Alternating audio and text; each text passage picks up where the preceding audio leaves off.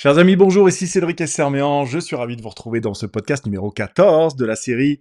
Le podcast s'appelle De 0 à 100K et dans ce podcast numéro 14, on va parler de comment créer un métier qui nous ressemble. Comment créer une activité professionnelle d'indépendant qui soit designée sur mesure pour nous et qui nous respecte. C'est surtout à ça que je pense. Alors pourquoi je dis ça? Parce que, en fait, vous voyez, j'ai 2 clientes en accompagnement individuel en ce moment dans le programme Step Up. Et c'est un processus dans lequel on va vraiment faire de la lecture énergétique du scan business et on va aller vraiment faire une opération de diagnostic, libération et plan d'action à chaque étape. Et j'en ai deux de mes clientes qui me disent ça me va pas ma façon de travailler en ce moment. Je sens bien que ça me draine, que ça me vide. Je suis en train de faner et de m'épuiser si je continue à faire comme tout le monde, à utiliser les recettes de tout le monde. C'est-à-dire que lorsque je dois vendre, je fais des webinaires, des vidéos de promo, je fais énormément de publications sur les réseaux sociaux, je fais des relances par mail, j'assure des rendez-vous de sessions stratégiques, etc. Et je suis en train de m'épuiser à faire ça, je sens bien à quel point ça me correspond pas. Et puis ça, c'est juste la vente, parce que derrière, il faut livrer ce qui a été vendu. Donc derrière, il y a des plateformes de formation, il faut faire des webinaires, des machins, des groupes Facebook et animer, répondre aux commentaires, etc. Je pense notamment à notre collaboratrice Stéphanie qui nous expliquait, putain, ouais, allez, répondre à tous les commentaires, etc. sur Facebook, ouh, ça me draine, quoi. Il y a une façon, et la question de faire les choses à sa manière. Et donc la question ici, c'est comment est-ce que je sors de la matrice dans laquelle tout le monde est pris, et comment je peux créer une façon de travailler qui respecte mes besoins, c'est-à-dire d'avoir une activité qui est nourrissante et épanouissante pour moi. Et bien pour ça, ce que je vous propose, c'est la logique des 3 C. Vous allez voir, c'est hyper simple. La logique des 3 C, c'est quoi? Les 3 C. Le premier C, c'est la clarté. C'est-à-dire, qu'est-ce qui est négociable et qu'est-ce qui ne l'est pas en termes d'activité? Quand je dis négociable, je fais référence à cette phrase de Jean-Luc Devacteur que j'adore, et la phrase et le bonhomme. Et il dit, Jean-Luc, tout ce qui est négociable, tout ce qui est négociable sera négocié. Tout ce qui est négociable sera négocié. Je vous la note celle-là parce que elle est hyper importante. Tout ce qui est négociable, donc là je dis ça pour nos amis qui regardent la vidéo, je vous invite à la noter cette phrase. Tout ce qui est négociable sera négocié. Si vous dites à vos enfants, on dort à 20h et qu'à 20h15, que vous n'êtes pas hyper clair là-dessus et qu'à 20h15 ils dorment pas et que vous dites rien, nos enfants sont vraiment les plus forts pour nous démontrer que la règle qu'on a posée était négociable. Si tu lui dis à ton gamin ne monte pas sur la chaise, c'est dangereux, et qu'il le fait encore, et qu'il te regarde et que tu dis rien, c'est que visiblement la règle que tu as voulu poser pour jouer à l'éducateur, la règle était négociable. Et donc évidemment, pour le restant de ses jours à lui, et pour le restant de votre relation parent-enfant, il ne croira pas quand tu lui dis fais ceci ou ne fais pas cela. Il en aura juste rien à foutre parce qu'il sait que ce que tu dis est négociable.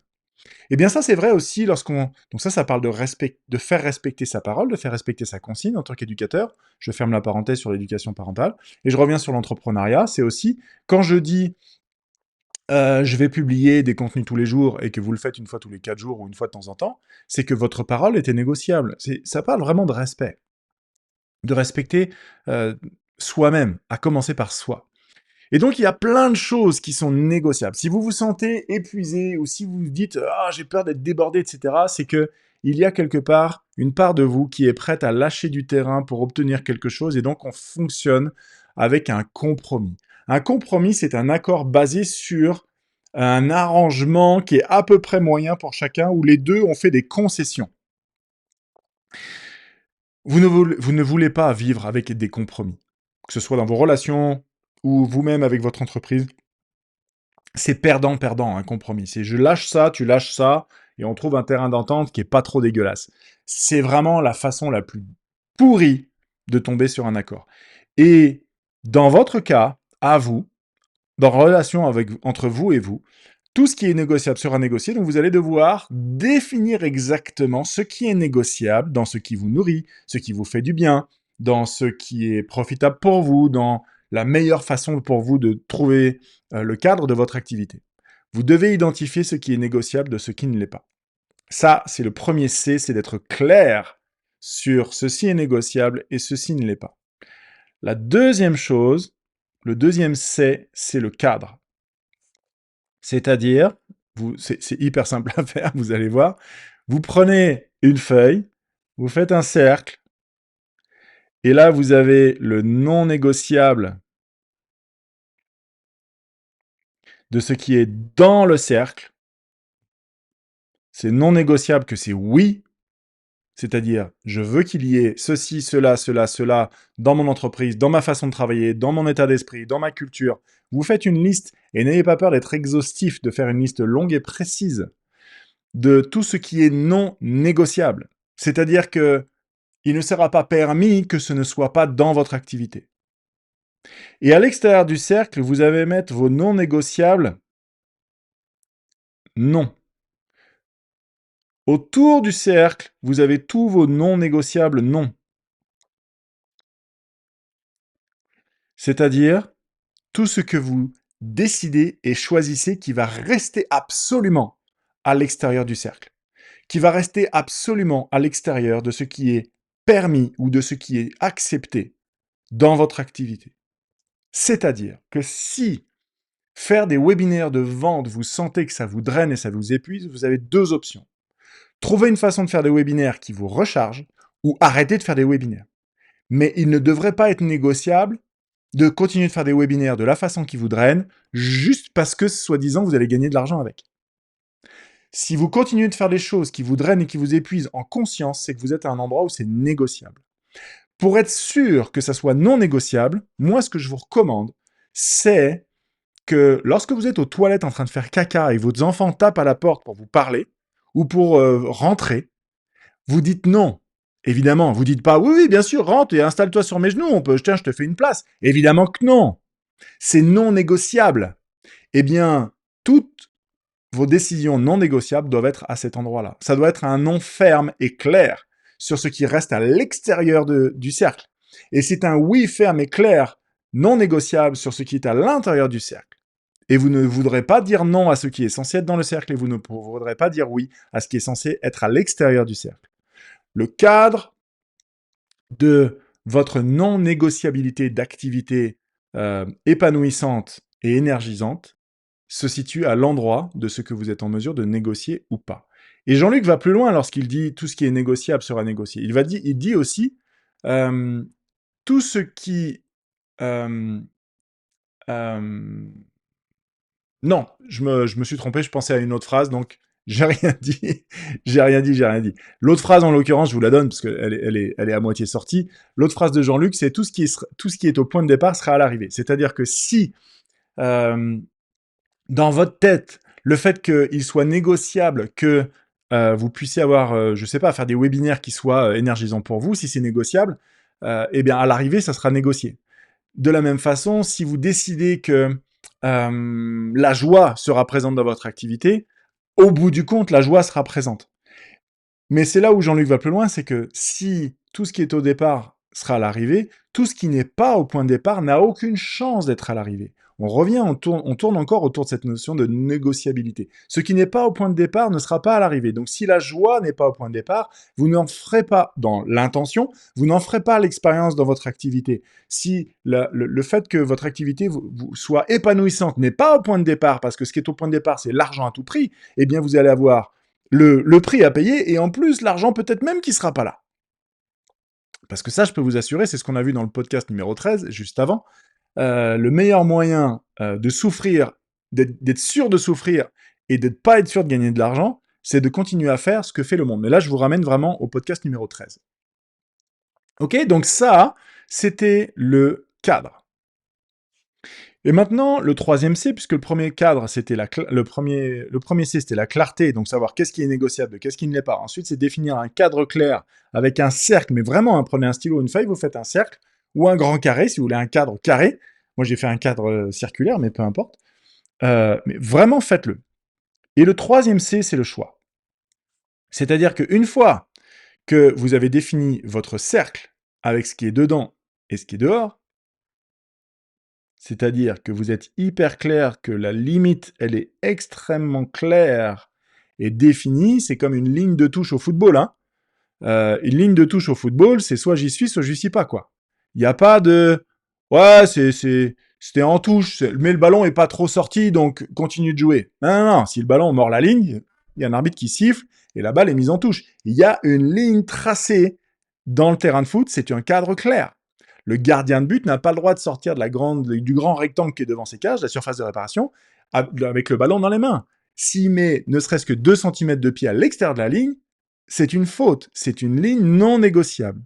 C'est une règle. Eh bien, du moment où vous êtes au clair là-dessus, on est bon. Maintenant, il va falloir le choisir, parce que poser ce cadre-là, en se disant oui, oui, c'est non négociable, et puis se mettre à négocier notre truc en douce par la suite, c'est pas une bonne idée. Donc moi, je vous propose le processus suivant. C'est quelles sont les parts de toi, les voix à l'intérieur de toi, ou les différentes facettes de toi, qui sont absolument sûres de choisir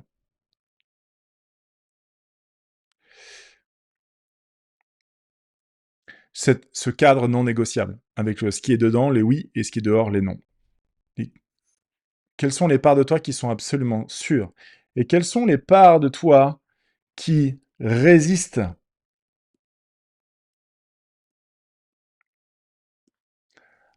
à choisir à 100% ce cadre de ce qui est dedans et de ce qui est dehors? Parce qu'il est possible que tu dises oui, ça serait bien, mais je suis pas confortable à l'idée que. Il y a une part de toi, tu peux le sentir physiquement, qui résiste. Et là, c'est vraiment important d'être super au clair avec ça. C'est vraiment important d'être super au clair. C'est-à-dire que un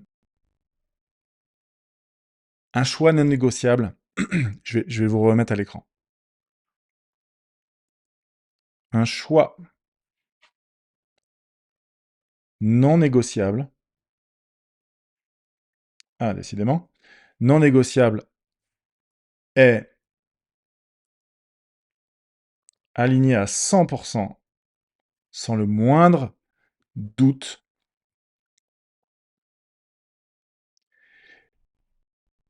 quand c'est la seule façon de se respecter à long terme. Est-ce que le respect, c'est important pour vous? Est-ce que vous aimez quand on vous respecte ou est-ce que vous aimez quand on vous manque de respect? Eh bien, par rapport à vous-même, est-ce que c'est important pour vous de vous respecter vous-même ou est-ce que vous êtes prêt à vous manquer de respect à vous-même? Un choix non négociable doit être aligné à 100% pour que vous soyez en mesure de vous respecter vous-même. Ensuite, avoir un cadre clair. Et on retrouve finalement nos 3 points. Nos 3 points. Avoir un cadre clair de ce qui nous nourrit par rapport à ce qui nous draine, ce qui nous fatigue, ce qui nous épuise, permet de prendre des décisions faciles au quotidien. Savoir dire oui et savoir dire non devient facile.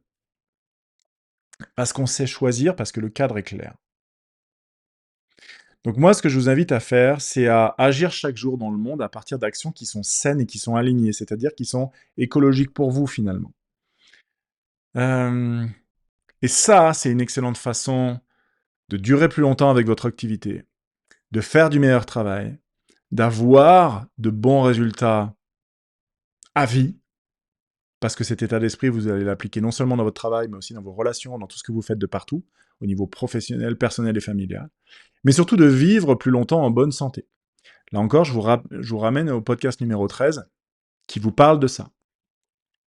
La nature de votre état interne va vous permettre de vivre jusqu'à plus de 100 ans, au lieu de crever à 60 et quelques d'un AVC parce que vous avez vécu un stress colossal pendant des décennies, quoi. Ça n'a aucun sens de chercher à mourir le plus tôt possible juste pour gagner de l'argent, vous êtes d'accord? Donc, voilà pour ça, hein. Le cadre clair et faire un choix à partir de ça, c'était le podcast numéro 14. Donc, j'espère que ça vous a plu. J'espère que vous avez récupéré des pépites à cet endroit-là. Donc, je vous invite à me les partager en commentaire. Quelles sont les grosses prises de conscience, les pépites? Quelle est l'idée numéro 1 avec laquelle vous repartez aujourd'hui? Et je vous donne rendez-vous dans le podcast numéro 15 qui s'appelle Identifier ses talents.